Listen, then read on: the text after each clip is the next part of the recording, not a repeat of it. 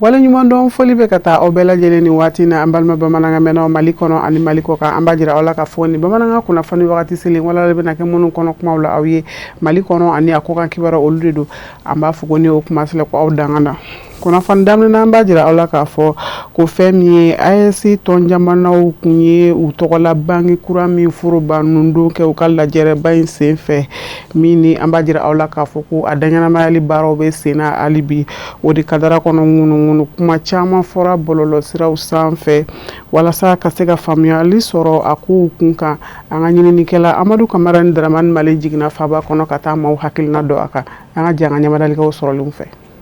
Banque confédérale pour l'investissement et le développement de l'Alliance des États du Sahel, Bakurbala BCID, ale banque ye min sigira senga ka sangani AES jamana ɲɛmɔgɔ saba ka laɲini a ka baaraw bɛ ɲɛsin projet kɔkɔrɔmadonni jamana ba saba in kɔnɔna na mun dɔw bɛ tali kɛ siraba ko sɛnɛko lakana ko dunkafa kuranko olu n'a ɲɔgɔnna wɛrɛw ma AES jamanaw kɔnɔ an ka jamana sabaw n'o ye AES jamana sabaw ye u ye banque mun bila sen kan sisan ni waribonso in n'a bɛ f'a ma banque d'investissement koba don a bɛna an ka jamanaw dɛmɛ ko caman na mɔgɔw ka dɔn k'a fɔ banque d'investissement diɲɛ kɔnɔ a bɛ dabɔ kun damadɔ de kama fɔlɔ o kun kelen don k'u tila fila ye fɔlɔ o y'a ye minnu bɛ se ka entreprise belebelebaw accompagner parce que projet baw pour que ka se ka projet baw bila don bala a musaka ko ka bon donc olu dɛmɛ ka musaka ɲini filanan u kun bɛ mɔgɔw dɛmɛ minnu bɛ se ka taa marché financier kan bon mɔgɔw ni ko marché financier mɔgɔw ka faamu ko diɲɛ kɔnɔ marché dɔ bɛ yen papiers de bɛ circuler yen kosɛbɛ n'an b'a fɔ a ma bourse donc ni société ba b'i bolo i bɛ se ka taa don bourse la i b'i ka société action m'a dɔn n bɛ action nin fɔ bamanankan na cogo donc action ninnu i bɛ se ka don bourse la o introduction u b'i dɛmɛ k'o kɛ n'u b'a fɔ a ma ko introduce public offering IPO donc u b'i dɛmɛ k'o kɛ société baw fana n'u bɛ fɛ ka baara kɛ ɲɔgɔn fɛ banque d'investissement b'u dɛmɛ o la ka fusion kɛ ou bien ne société ba dɔ bɛ fɛ ka dɔ wɛrɛ san parce que peut-être o bɛ branche min na o mago b'o fana la o acquisition u bɛ se k'o fana kɛ société ba minnu bɛ gɛlɛya la fana u bɛ se ka na ka conseil d'olu ma donc pour que olu ka bɔ gɛlɛya kɔnɔ donc minnu fana bɛ fɛ k'u ka musaka min b'u bolo n'an b'a fɔ ma capital n'u bɛ fɛ ka dɔ fara u ka société capital kan donc an bɛ se ka fɔ u bɛ o dɛmɛ fana k'o kɛ par exemple n bɛ misali d'i ma a bɛ san saba bɔ yan CNT la an ye sariya dɔ ta o la banque d'investissement BOAD mun bɛ fɛn na Afrique de l'Ouest la fɛn kɔnɔ IOMA kɔnɔ o ye EDM dɛmɛ a tuma la k'u bɛ wari di miliyari 100 voilà pour que a ka se ka a ka capital kɔrɔta et puis ka jurumantigiw fana sara voilà parce que sariya dɔ bɛ yen EDM kun bɔra o kɔnɔ bon minnu b'a dɔn o ye OHADA ka sariya dɔ bɛ yen article 664 o kun EDM kun t'o kɔnɔ pour que ka don o kɔnɔ donc banque d'investissement u jɔyɔrɔ ka bon n bɛ segin mun kan ni jamana bɛ fɛ ka siraw jɔ ka sɛnɛ yiriwa kosɛbɛ ka usine baw jɔ projetw ka ca donc jamana tɛ se k'a fɔ k'a b'o bɛɛ bɔ a ka wagande ba kɔnɔ a bɛ taa juru de ta bon o juru ta yɔrɔ ninnu souvent n'i yɛrɛ ka fɛn t'i bolo mun bɛ se ka taa ɲini ye i bɛ taa mɔgɔ wɛrɛw de fɛ yen donc k'a fɔ k'i bɛ taa juru ta olu dun n'i tora ka taa u b'u da don i ka dugu kungo la i komi fɛn min ye banque mondiale ninnu u bɛ se k'a fɔ a kana école karamɔgɔ wɛrɛ ta tugun a ye dɔ bɔ baarakɛlaw la a kana voilà a kana pour que an ka échapper o bɛɛ la donc an ka banque d'investissement ni ale de bɛ taa sisan ka taa wari ɲini a y'a ye tuma caman fana a b'a mɛn ko par exemple Mali ye bon du trésor ou bien obligation du trésor n'u b'a fɔ a ma bon fɛn Mali bɛ bɔ minnu di pour que ka taa wari ɲini marché kan tuma ni tuma a bɛ to k'a mɛn ko Mali ye IMOA titre marché kan Mali ye nin wari hakɛ sɔrɔ maliyɛn wara kɛ sɔrɔ o de don an bɛ papiyew de di gafew de di k'a fɔ ko nin wagati la jagoya an b'a segin wa n'i y'a wari di fana nin tɔnɔ ɲɔgɔn bɛ da kan k'a d'i ma. hakilina in ma hakili cɛrɛn'u ka fɔ la a bi kɛ sababu ye ka AES jamanaba saba ka yɛrɛma hɔrɔnya u ka yɛrɛta musakako nasiraw fɛ k'o sabati nin waribɔ in sigili sen kan a kɛra parayaba ye AES ka hakilinaw sabatiliko ɲuman na mun dɔw bɛ tali kɛ musakako bunakun kan espace confédéral kɔnɔ. banki kura wariso ba kura min sigira sen kan an ka jamana kɔnɔ décembre kalo tile 2025 kɔnɔna la n'a bɛ fɔ a ma banque confédérale d'investissement et de développement ale a soba a bilala banksoba wɛrɛ de tun nɔ la san jan tɛmɛnen an ka franc malien tun bɛ dilan yɔrɔ min de ɲanɔ o de taara mɔgɔ caman hakili la mais u ka baaraw tɛ kelen ye banki min bɛ wari dilan a bɛ fɔ o ma ko banque centrale min bɛ anw Mali bolo bi ani Niger ani Burkina ani jamana 5 wɛrɛ Afrique le bi yan fan fɛ jamana minnu bɛ ka wari ye franc CFA ye o tɔgɔ de ko Banque centrale des États de l'Afrique de l'Ouest BCEAO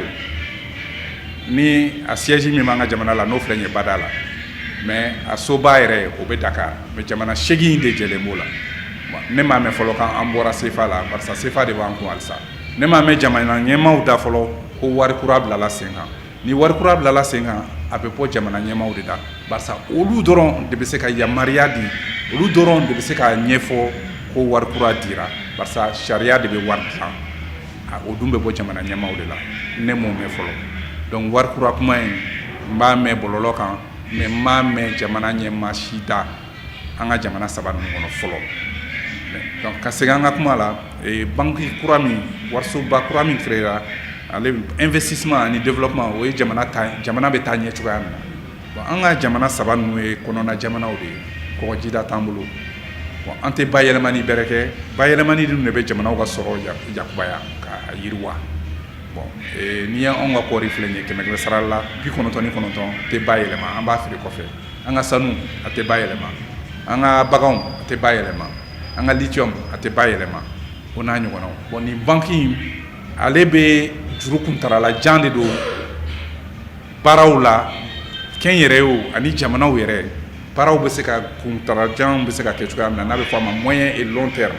parce que banki minnu b'an fɛ yan banki minnu bɛ wariso minnu b'an fɛ yan n'a bɛ fɔ a ma ko banque commerciale e bɛ t'i ka wari bila yɔrɔ min na ani i bɛ taa juru ta yɔrɔ min na ne bɛ taa wari bila yɔrɔ min na n bɛ taa juru ta yɔrɔ min na olu tɛ juru kuntara jan don olu t'o baara kolo girinba ninnu kɛ hali n'u b'a kɛ a kuntarala man jan kosɛbɛ bon ni banksoba in bɛ n'o de kɛ donc a bɛna jamana saba in ka baaraw prioritaire baara kolo girinw siraw kurankow minan girinw n'a bɛ fɔ a ma ko équipement lourd zone industrielle bayɛlɛmalikɛyɔrɔ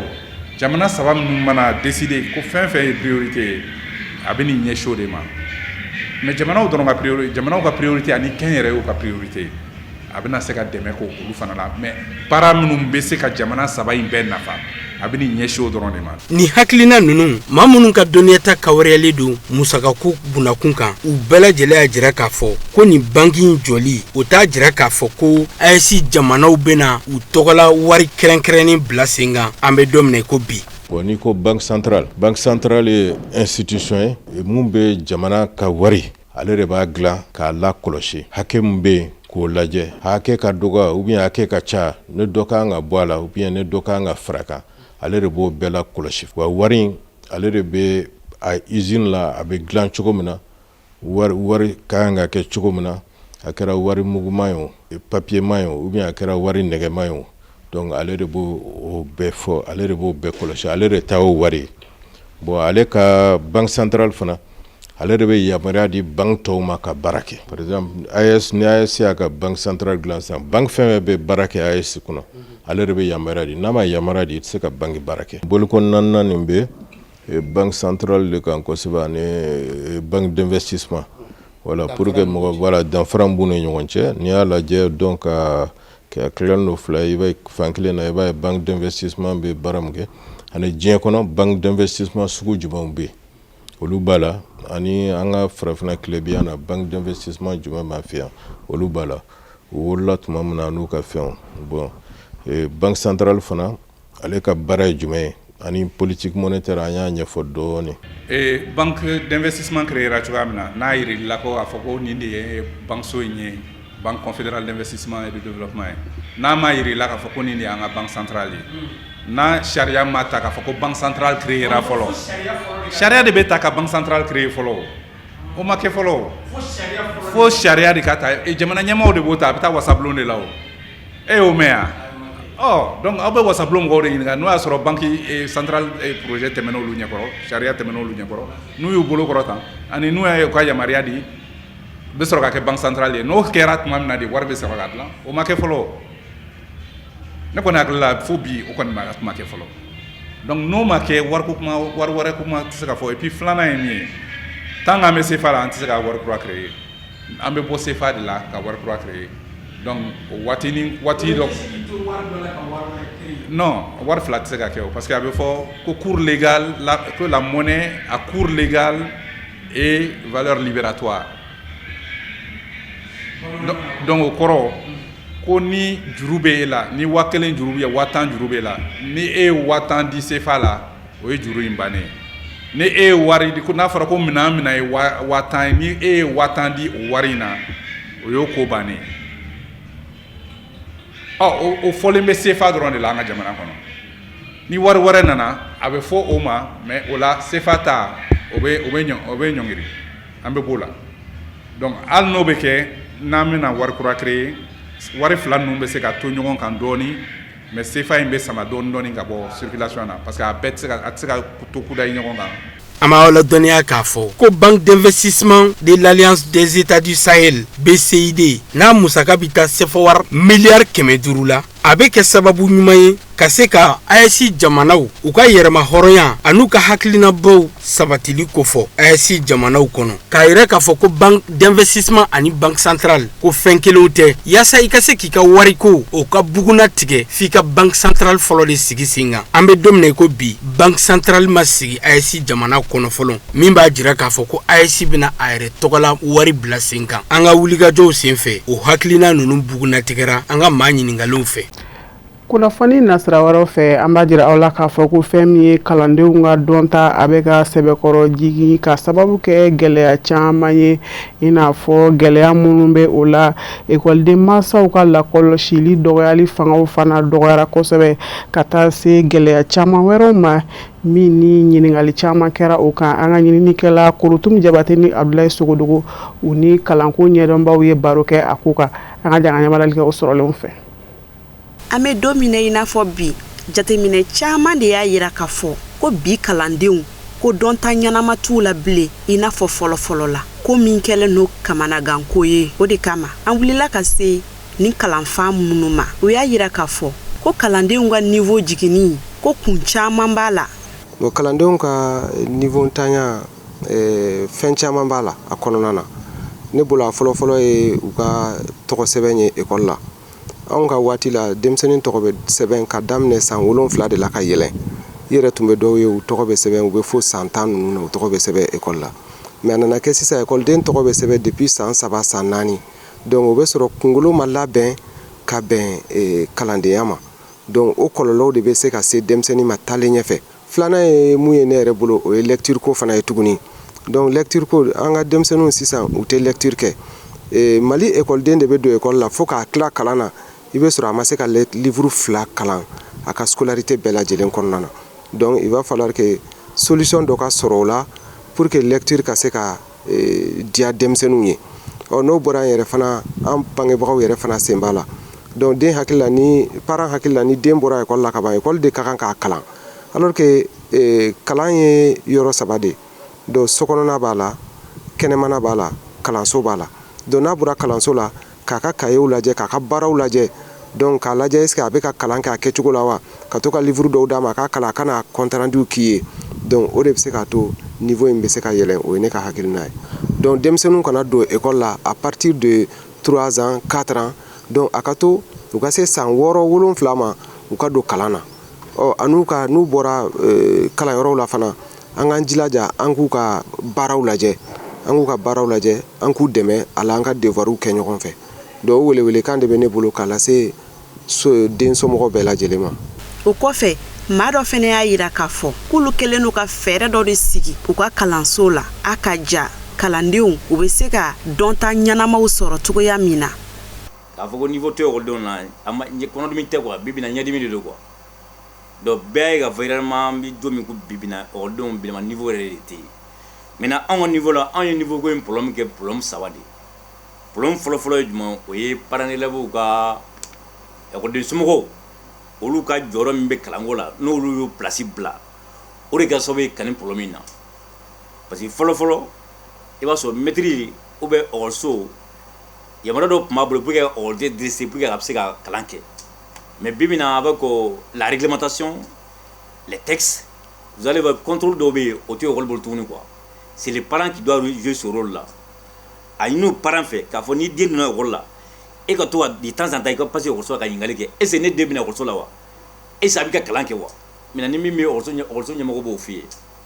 téléphone ti don an fɛ yan i bɛna i b'a signer kabini natɔ la n'an y'a y'i bolo an b'a minɛ k'a ci jama na k'a écraser tous bɛɛ b'a ye maintenant ni ekɔli bɛɛ se ka ta ka taa ni téléphone interdiction ye ka se ka téléphone interdit i ka ekɔli la a ka ca ala fɛ i b'a ye ekɔliden na b'u ye mais a b'o kɛ mais ekɔliden bɛ kilasi kɔnɔ a bɛ whatsapp sɛbɛn ekɔliden bɛ kilasi kɔnɔ a bɛ tiktok sanfɛ a tɛ se ka kalan kɛ donc maintenant an bɛ se ka filanan min fana fɔ ni mɔgɔw ka se k'o fana kɛ anw ye min kɛ an fɛ yan o ye yɛrɛma ka to k'a lajɛ ekɔliden minnu min na ka to k'u somɔgɔw wele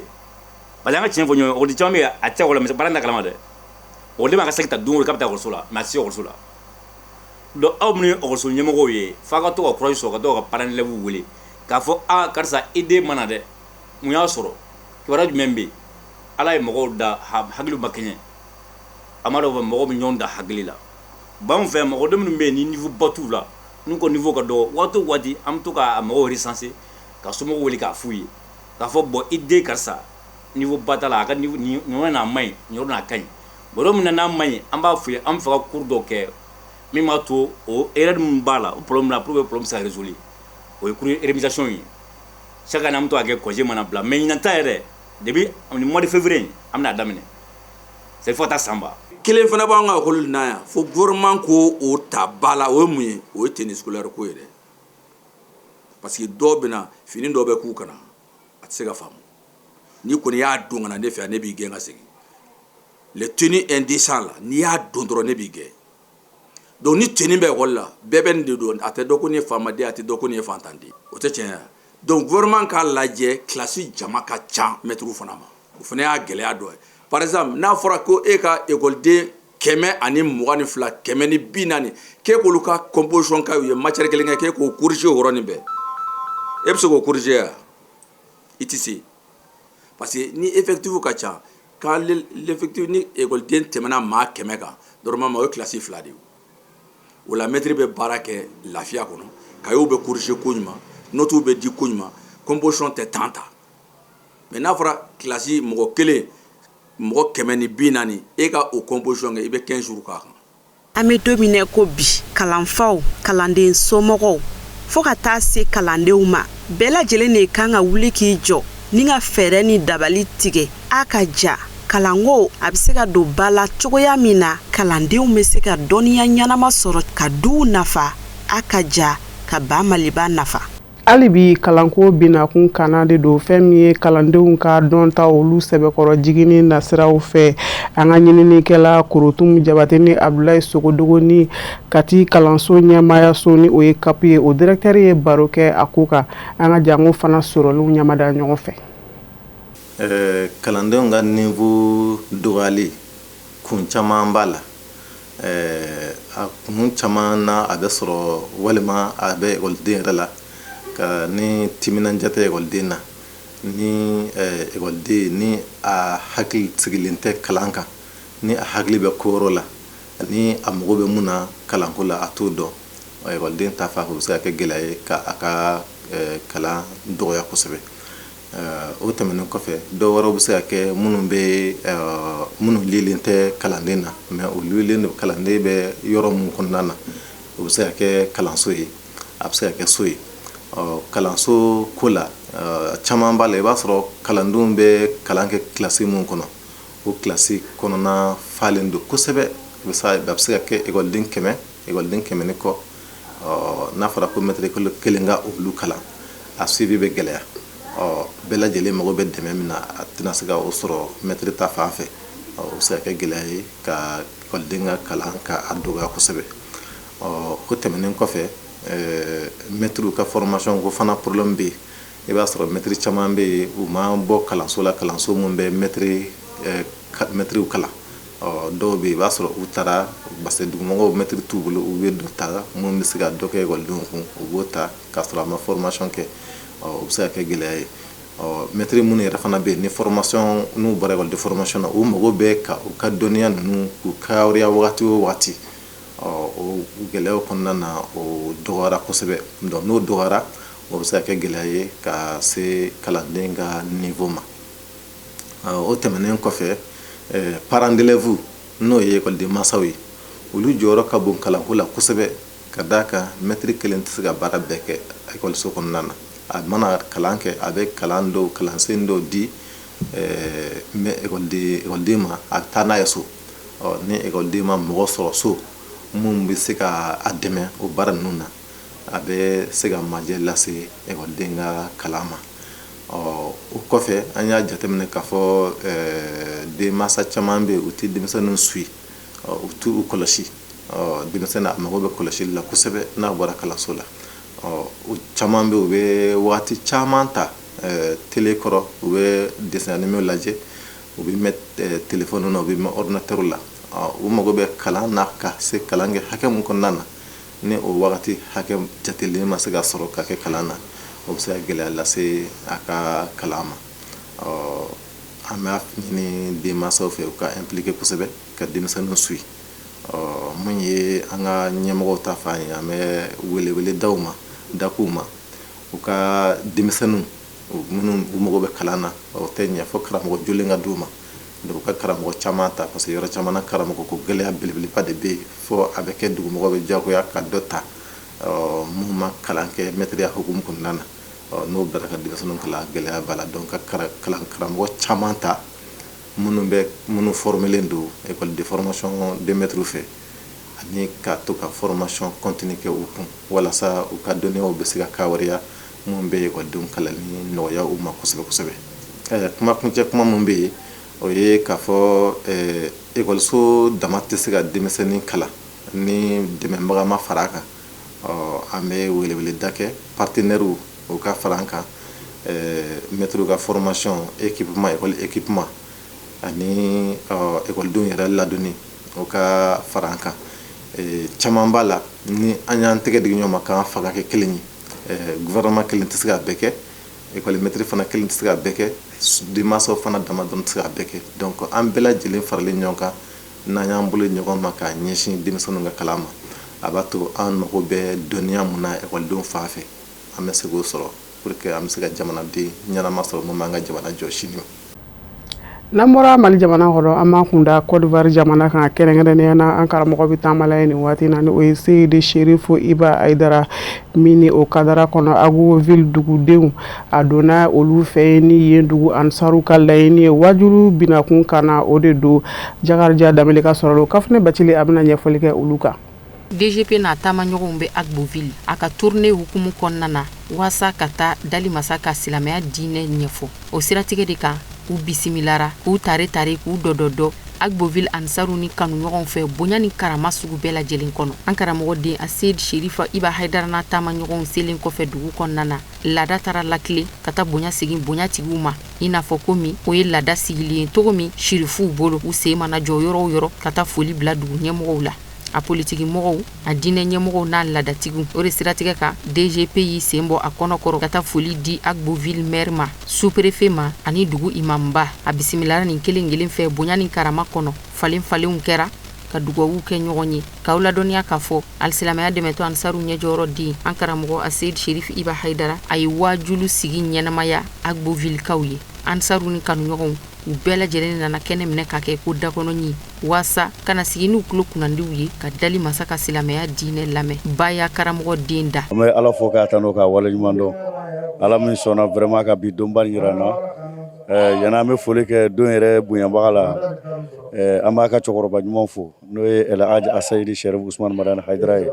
ala min kɛra sababu ye bi ka diɲɛ ɲini ni bɛn ye ka diɲɛ ɲini ni lafiya ye an b'a fɔ ka waleɲuman dɔn vraiment ale ka ɲuman an bɛ ka nɔɔni o de kɔnɔ bi an bɛ ala fo ka cɛkɔrɔba ɲuman in fo ka bamadan den fo k'a ka denbaya bɛɛ lajɛlen fo vraiment bi a nisɔn ka di ala sɔnna a denkɛ sarama a denkɛ dawulamaw cɛ la ala ye kelen don an garijɛgɛ la bi n'o ye DGP an bɛ ala fo ka dugawu k'a ye yarabi sijan kɛnɛya lafiya hakilisigi ala ka d'an ma tiɲɛ yɛrɛ la n'an ko an bɛ cɛkɔrɔba in fo wallahi an bɛ bɔ an bɛ dansago kow la quoi mais vraiment DGP a nana kabako la Magadugu la an b'a fo bon ala sɔnna an taara maire a danga filanan fɛ vraiment ale yɛrɛ ko kabi ala cɛ kamalen dɔ la ale fɛ k'ale to lahala la a kɛra komi fa wulila ale la a bɔra cogoya la quoi tellement nisɔndiyala ale yɛrɛ t'a dɔn a bɛna min fɔ o ko la an nana bɔ yen an taara préfet fɛ yen bon préfet tun bɛ déplacement la dɔɔni mais a ye sous-préfet bila a nɔ na sous-préfet ko vraiment ni kamalen yɛrɛ filɛ i b'a dɔn ko alamɔgɔ don quoi tiɲɛ yɛrɛ la k'a nisɔndiyala fari fonina bon kɛnɛ la an nana taa imamu fɛ imamu ko farigan min tun b'ale la ale kɛlen ka sirifukɛ ye farigan nɔgɔyala fari fonina a lafiyala hakili sigila vraiment bɛɛ y'u da kɛ kelen ye ka na k'an ka foli kɔsegi an ka cɛkɔrɔba ɲuman den ma Sherifu Ibrahim Haidara vraiment ka ɲina fɛ a kana fama ma nin kɔfɛ an bɛ dugawu kɛ national mɔgɔw ye ka international mɔgɔw fo vraiment ka bɛɛ lajɛlen fo an ka fédération tɔgɔ la n'o ye Mahamadu Madigiti ale y'an ka ɲɛmaaba ye fédération kɔnɔ yan bi a ɲɛ bi casa ka foli ka inshallah halibi a sijan ni kɛnɛya ala ka d'an ma ala ka n'a lafiya ala an bɛ ala de fo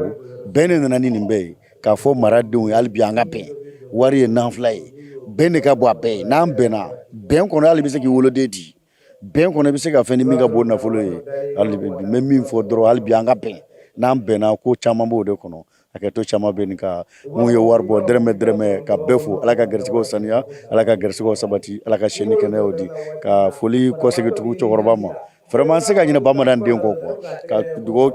sɛbɛkɔrɔkɛ cɛkɔrɔba yɛrɛ ye ala ka hinɛ ni musokɔrɔba la ala ka yafa k'u ma ala kira hɔrɔma kama salamu alaikum warahmatullahi wabarakatuh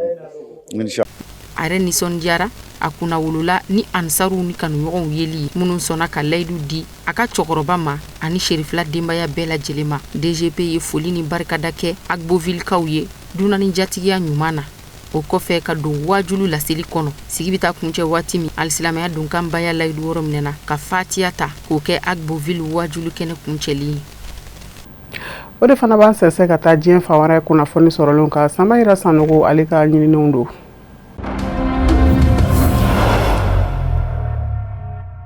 diɲɛ fa wɛrɛ kibariya an b'a nun don Uganda jamana kɔnɔna na ye masakɛ kalafili baaraw bɛ sen na ka sanga ni cɛbɔw ka yɛrɛmakutu ni lamaga-lamagaw ye o siratigɛ la fanga sinatɔnba o ka cɛbɔ o de ye Bobi Wine ye a fana i n'a fɔ tɔw a bɛ yɛrɛmakutu baaraw la nin waati in na cɛ min fɔtɔ don a si bɛ san 43 bɔ ɲɔgɔnko la nin waati in na a ka wulikajɔ barikaw ka bon ka taa dugumisɛnmaninw caman na kɛrɛnkɛrɛnnenya ma a yɛrɛ lamɔ dugu o min ye Kamugokɛya ye ni o bɛ Kampala tilebiyan fan fɛ ka digi ka taa a kɛɲɛkan fan fɛ o min ye Uganda jamana faaba ye Robert Kyagulanyi o ye a tɔgɔ yɛrɛ de ye cɛbɔ do Uganda jamana masakɛ kalafiliw baaraw la ni nin ye a tako filanan ye ka tugu ɲɔgɔn na bawo san 2021 waati a bɛ deli ka a kanbɔ o min na ni a ma se ka sebaaya ta o de y'a to k'a bɛ ɲina yɛrɛmakutu baaraw nun donna ka ɲɛsin masakɛ kalafiliw baaraw ma Uganda jamana kɔnɔna na Bobi Wine labana ka yira k'a fɔ ye cɛbɔ ye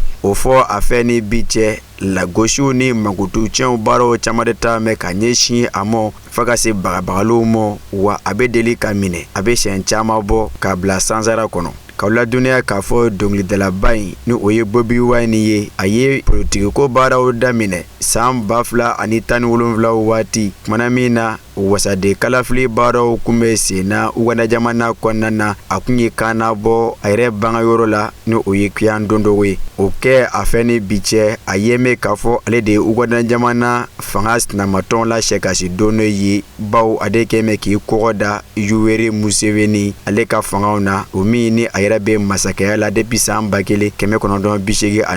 waati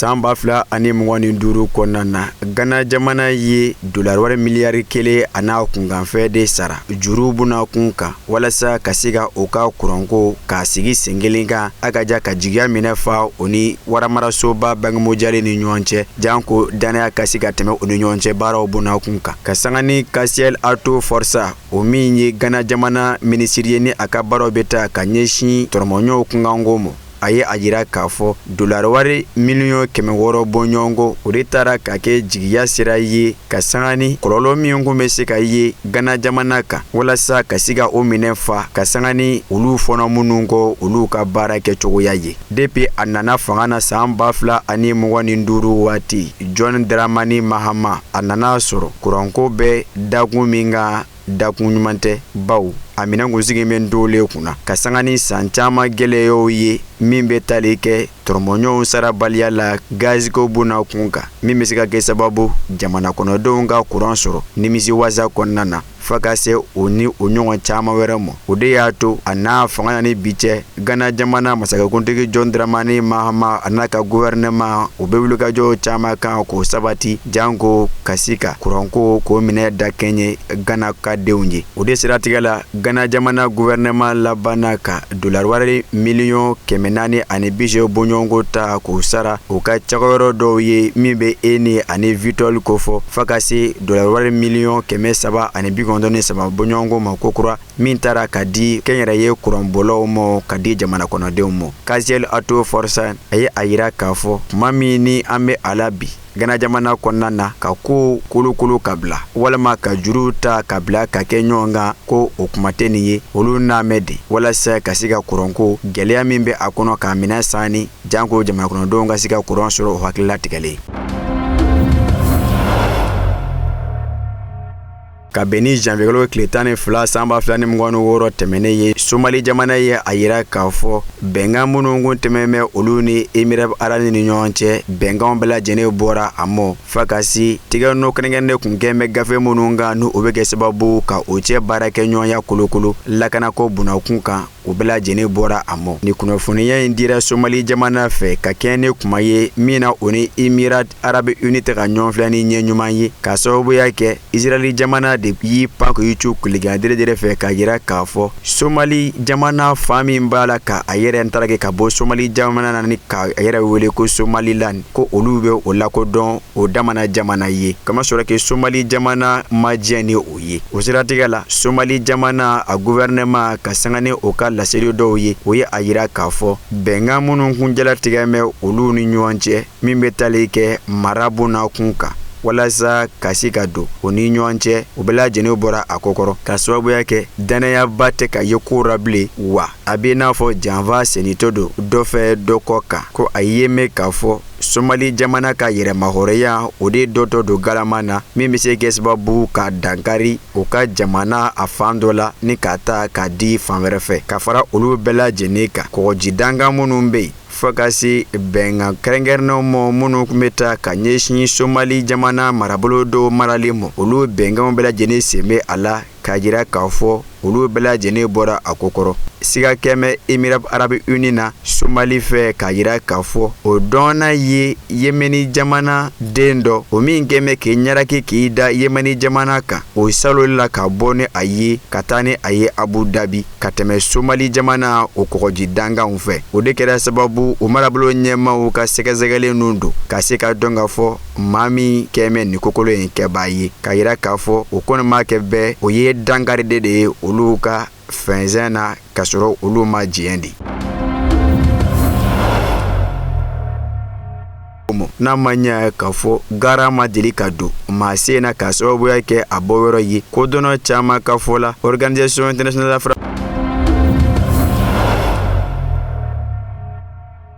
ni ne fana bɛ dan sigi bi bamanankan kunnafoni sɔrɔlen na minnu labɛnna kunnafonidiso ɲɛmaayaso fɛ ka bɛn ni kuma in ye aw ni ce a ka ɲamadalo la a k'an bɛn watara talo n'ala man ka jɔ an na